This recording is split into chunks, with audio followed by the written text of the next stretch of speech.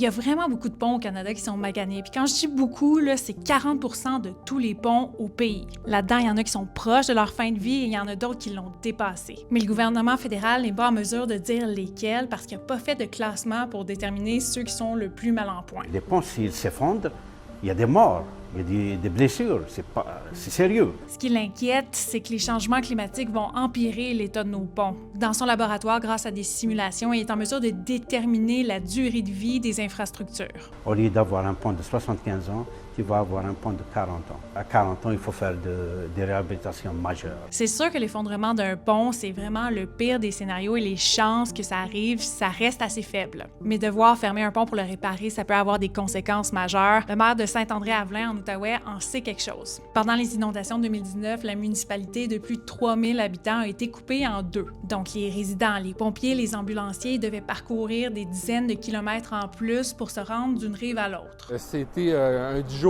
intense, incommodant. Bon, imaginons maintenant qu'une fermeture comme ça se produise dans une plus grande ville comme Québec, Montréal, Toronto, où les ponts jouent un rôle économique important. Le nerf de la guerre pour éviter un scénario comme celui-là, selon un prof de Polytechnique, c'est de dépolitiser l'entretien des infrastructures et aussi d'investir davantage, parce que pour le moment... Les catastrophes sont un peu le moteur de l'innovation, du changement.